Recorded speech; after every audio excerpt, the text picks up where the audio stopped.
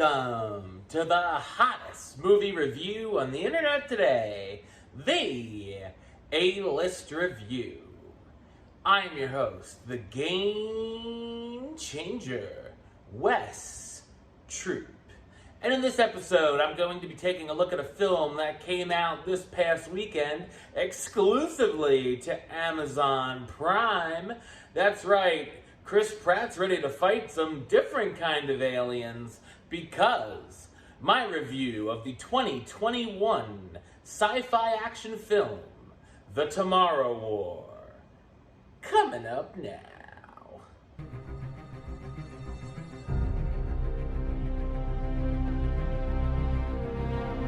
In December 2022, soldiers from 28 years in the future appear at the World Cup to warn humanity that they're currently fighting for the planet in a war with alien invaders known as the White Spikes.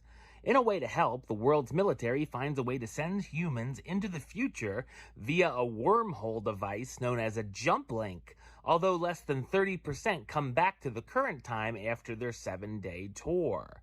High school science teacher and former Green Beret Dan Forrester ends up getting drafted into the war, having to leave his wife and daughter. Once he gets into the future, Dan discovers he may play a bigger role into saving the world than he could have ever imagined. So what did I think of The Tomorrow War?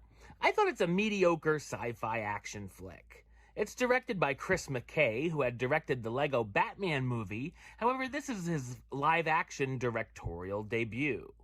The film really is a tale of two cities, as its first half is much stronger than its second. It has some interesting ideas during its setup, dealing with the time-traveling aspects and the recruitment process of drafting people that certainly don't look ready for battle. Once we get to the halfway point, though, it feels like the filmmakers gave up on trying and just went with using the generic tropes we've seen a million times over. The film definitely rips off, or shall we say, borrows ideas from many other better movies, including Edge of Tomorrow, Aliens, The Terminator, The Thing, Independence Day, Starship Troopers, Interstellar, and the list continues. There are some fun and sometimes suspenseful action sequences, especially the scene where we first get a good look at one of the creatures and it attacks the crew through the stairwell. The creatures themselves look pretty cool as well, and certainly aren't the easiest to kill. Of course, there's some comedy involved, which misses about 95% of the time, and all the jokes go on way too long. To no surprise, we get a character who's supposed to be comic relief, but once again is more annoying than funny, and only speaks in jokes. Hollywood, stop it!